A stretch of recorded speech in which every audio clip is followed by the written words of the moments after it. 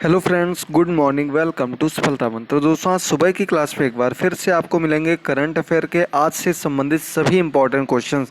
ये क्लास आपकी डेली सुबह 6 बजे की जाती है, जिसमें कि हम लोग कवर करते हैं डेली के सभी इंपॉर्टेंट क्वेश्चंस जो कि आपके लिए बहुत ही इंपॉर्टेंट होने वाले हैं। इसके अलावा दोस्तों, करंट अफेयर की पुरानी सभी क्लासेस को देखने के लिए नीचे दी गई प्लेलिस्ट पर जरूर जाइए और सभी क्लासेस को अच्छे से देखकर अपनी पूरी तैयारी करते रहिए। तो चलिए शुरू करते हैं आज के इंपॉर्टेंट क्वेश्चंस को। क्लास के एंड तक जरूर देखिएगा और एंड में पूछे गए क्वेश्चन का आंसर कमेंट बॉक्स में देना मत भूलिएगा। चलिए, पहला क्वेश्चन आपके सामने है। हाल ही में किस देश ने ओपन स्काई संधि से अलग होने की घोषणा की है? तो दोस्तों, सबसे पहले आपको पता होना चाहिए ओपन स्काई संधि क्या है। तो दोस्तों, ये आपस में कई देशों की आपस में एक संधि है जिसके माध्यम से वे एक दूसरे को जानकारी देकर उसके ऊपर अपने प्लेन के माध्यम से या उनके प्लेन के माध्यम से ये जानकारी एकत्रित कर सकते हैं कि उनकी सैन्य क्षमता किस प्रकार की है और वो नए किस चीज़ पर परीक्षण कर रहे हैं। एक तरीके से एक दूसरे देश की जासूसी करना उसकी जान में, यानी कि उसको पता होने के बावजूद। तो ये एक ओपन स्काई संधि के नाम से जाने वाली संधि थी और हाल ही में अमेरिका ने इससे अलग होने का निर्णय लिया है। इसको लेकर ट्रंप ने घोषणा भी की है। तो इसका आपका डी नंबर ऑप्शन सही हो जाएगा। ये कुल मिलाकर 34 देशों के मध्य होने वाली एक संधि थी जिसमें हाल ही में अमेरिका ने अलग होने का निर्णय लिया है। और ये निर्णय क्यों लिया है? तो वो रूस से नाराज है, रूस की होने वाली आंतरिक गतिविधियों से नाराज है, इसकी वजह से ये उसने निर्णय लिया है। आगे बढ़ते हैं क्वेश्चन नंबर 2 पर। अगला क्वेश्चन है, किस प्रदेश के मुख्यमंत्री ने रीस्टार्ट पैकेज देने का ऐलान करके पहली किस्त जारी कर दी है? तो सबसे पहले आपको पता होना चाहिए दोस्तों, रीस्टार्ट पैकेज क्या है। तो दोस्तों, ये एक ऐसा पैकेज है जिसकी वजह से आपका अगर जो कोविड-19 की वजह से लॉकडाउन हुआ, आपके बिजनेस में अगर कोई लॉस होता है, किसी प्रकार का कोई नुकसान हुआ है, उस नुकसान की भरपाई के लिए सरकार आपको कुछ मदद करेगी। आपको उसके लिए कुछ आवेदन करना होगा। तो ये एक रिस्टार्ट पैकेज लॉन्च किया गया। ये आंध्र प्रदेश सरकार के द्वारा हाल ही में लॉन्च किया गया। इसकी पहली किस्त भी जिन लोगों को ज़रूरत थी उनको प्रोवाइड की गई है। तो इसका आपका सी नंबर ऑप्शन बिल्कुल सही हो जाएगा सेकंड नंबर क्वेश्चन का। प्रत्येक क्वेश्चन समझते रहिए। आपके लिए सुपर टेट की पूरी तैयारी के लिए ये एक इम्पॉर्टेंट क्लास है, जैसा कि हमने आपको कल दोपहर की क्लास में बता दिया था। अगर आपने वो क्लास ना देखी हो तो सबसे पहला लिंक आपको उस क्लास का ही मिलेगा, क्योंकि हमने उसमें सुपर टेट 2020 की पूरी विस्तृत रूप में जानकारी दी थी। आपकी आज भी एक क्लास आएगी और आज से अब डेली एक सुबह 6 बजे करंट अफेयर और शाम को सुपर टेट की क्लास डेली चलती रहेगी। आप लोग क्लासेस को जरूर देखते रहिएगा।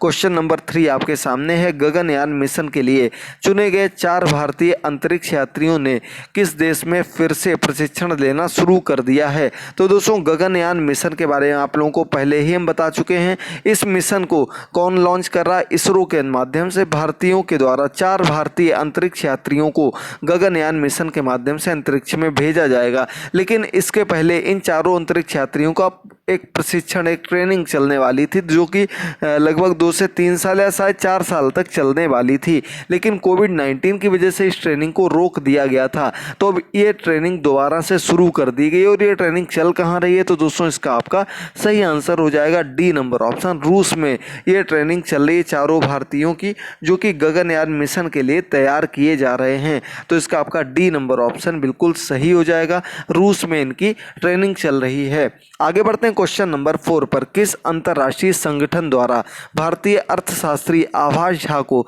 दक्षिण एशिया में जलवायु परिवर्तन और विश्व आपदा जोखिम प्रबंधन का प्रैक्टिस मैनेजर नियुक्त किया गया है? तो दोस्तों, आभास झा जी ये एक भारतीय अर्थशास्त्री हैं। काफ़ी समय से विश्व बैंक में, जो कि एक अंतर्राष्ट्रीय संगठन है, इसमें कार्यरत हैं। लगभग 2001 से कार्यरत हैं।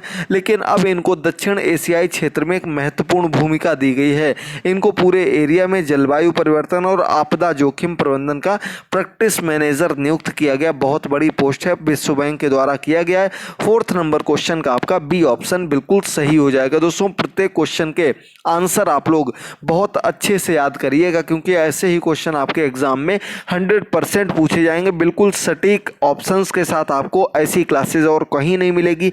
तो डेली क्लासेस को देखिए। और हमने सुपर टेट की तैयारी के लिए एक व्हाट्सएप ग्रुप तैयार कर दिया है और इस ग्रुप में अगर आप लोग ज्वाइन होना चाहते हैं, जुड़ना चाहते हैं, तो आपको मेरे व्हाट्सएप नंबर 91 40 29 0052 इस नंबर पर संपर्क करना होगा। 914029005252 इस नंबर पर आप लोग मैसेज करके अपना नाम और सुपर टेट की तैयारी कर रहे हैं ये आपको लिखकर भेजना। आपको ग्रुप में ऐड कर दिया जाएगा। जो भी आपकी तैयारी होगी, जिस प्रकार से कराई जाएगी, सब आपको जानकारी देते रहेंगे। अब बढ़ते हैं क्वेश्चन नंबर 5 की ओर।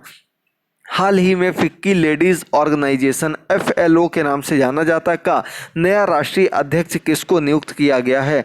तो दोस्तों फिक्की एक संगठन है, आपको पता होगा। इसका लेडीज ऑर्गेनाइजेशन भी है।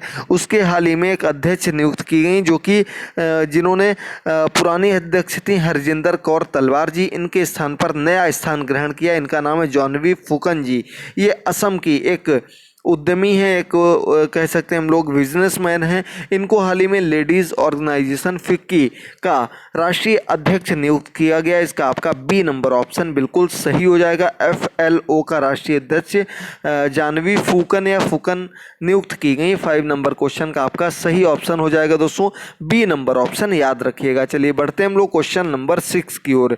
किस खेल से संबंधित खिलाड़ी बलबीर सिंह का हाल ही में निधन हो गया है? तो दोस्तों इनका पूरा नाम था बलबीर सिंह सीनियर जी, और ये लगभग 1957 में हुए जो विश्व कप हुआ था उसमें पदक जीतने वाले कैप्टन बने थे। यही उस समय टीम के कैप्टन थे। और बात हो रही है यहाँ पर दोस्तों हॉकी की। हॉकी के बहुत पुराने प्लेयर रहे हैं, टीम के कोच भी रहे हैं, मैनेजर रह चुके हैं, तो बहुत बड़ी बड़ी पोस्ट पर रहे थे। पद्मश्री से सम्मानित होने वाले हॉकी खिलाड़ी बलबीर सिंह सीनियर जी का हाल ही में निधन हो गया। इसका आपका डी नंबर ऑप्शन बिल्कुल सही हो जाएगा। क्वेश्चन नंबर 6 का याद रखिएगा। चलिए अब हम लोग बढ़ते हैं क्वेश्चन नंबर 7 की ओर।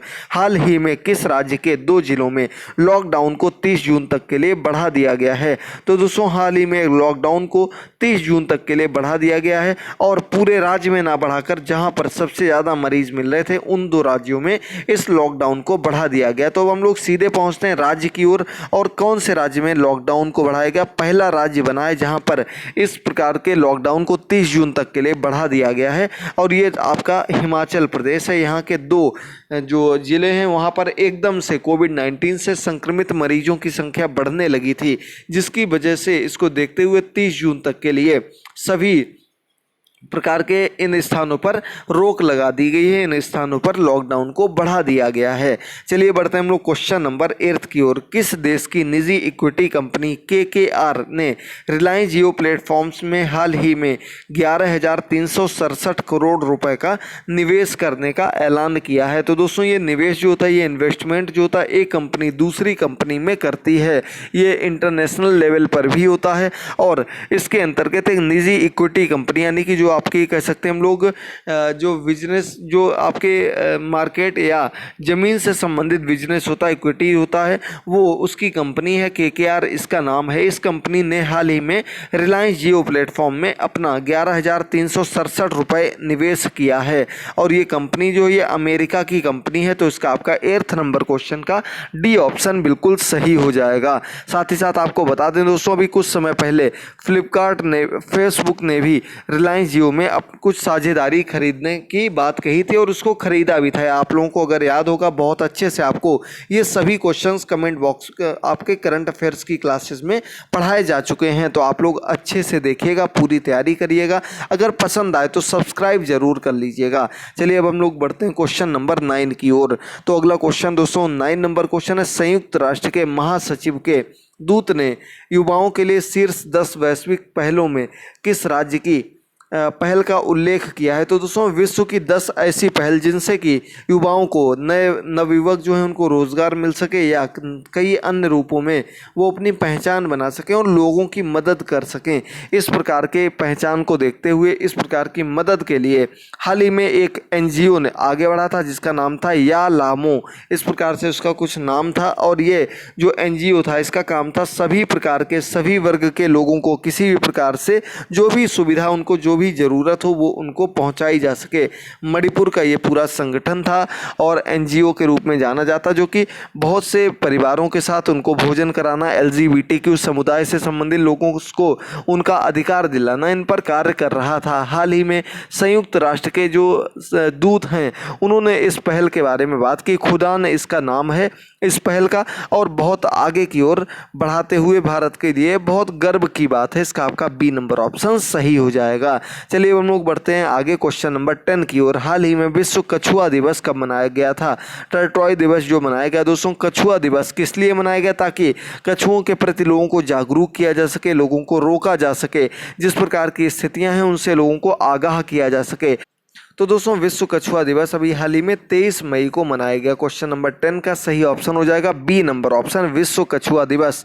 ये अमेरिका की एक कह सकते हैं हम लोग एक नॉन एनजीओ है, उसके माध्यम से विश्व कछुआ दिवस मनाया जाता है और पूरे विश्व में ये सन 2000 से हर वर्ष 23 मई को मनाया जाता है। विश्व कछुआ दिवस बी नंबर ऑप्शन बिल्कुल सही हो जाएगा। साथ ही साथ दोस्तों आपको बता दें 23 मई को international day to end abstractive fistula भी मनाया जाता है। ये एक प्रकार की बहुत ही घातक और बीमारी होती है जो कि मुख्य रूप से जन्मजात बच्चों में, जो कि बच्चे जन्म लेते हैं उनमें ही पाई जाती है। इसको लेकर भी इंटरनेशनल डे मनाया जाता, अंतर्राष्ट्रीय दिवस मनाया जाता, लेकिन मुख्य रूप से आपको याद रखना है विश्व कछुआ दिवस। अब पहुंचते हैं अगले क्वेश्चन पर और अंतिम क्वेश्चन पर। इसके साथ ही साथ आपको बता दें जो कि लास्ट क्लास परसों हुई थी हमारी, उस क्लास में जिन लोगों ने कमेंट बॉक्स में सटीक आंसर किए थे उन लोगों के नाम भी आज की क्लास में लिए जाएंगे। आप लोग भी आज के क्वेश्चन के आंसर कमेंट बॉक्स में जरूर करिएगा, नेक्स्ट क्लास में आपके नाम लिए जाएंगे। क्वेश्चन नंबर 11, किस देश ने भारत के साथ सीमा विवाद के बीच नए नक्शे को मंजूरी दे दी है? तो दोस्तों भारत का सबसे पुराना, सबसे सच्चा मित्र इस समय धोखा देने लगा है और वो चीन देश की बातों में आकर के अपने पुराने साथी से लड़ाई मचाने में लगा हुआ है। तो ये देश है दोस्तों नेपाल। नेपाल ने भी हाल ही में लिपुलेख दर्रे के पास से कुछ क्षेत्र को अपने देश के अंतर्गत दिखाने के लिए एक नया नक्शा जारी किया गया, जो कि हालांकि उसके क्षेत्र के अंतर्गत नहीं आता है। तो ये आपका इसका ए नंबर ऑप्शन सही हो जाएगा दोस्तों। नेपाल देश की बात हो रही है यहाँ पर और आपका ए नंबर ऑप्शन सही हो जाएगा। चलिए अब हम लोग बढ़ते हैं कल के प्रश्न की ओर। तो हमने आपसे क्वेश्चन पूछा था इजराइल के प्रधानमंत्री कौन चुने गए? तो दोस्तों लगातार 5वीं बार इजराइल के प्रधानमंत्री चुने गए बेंजामिन नेतन्याहू, और पिछले एक वर्ष में तीसरी बार ये चुनाव हुए जिसमें कि उन्होंने पूरा बहुमत हासिल किया और प्रधानमंत्री पद के रूप में दोबारा से चुने गए बेंजामिन नेतन्याहू। याद रखिएगा इसका आपका सही आंसर हो जाएगा, जो कि 5वीं बार लगातार चुने जा चुके हैं।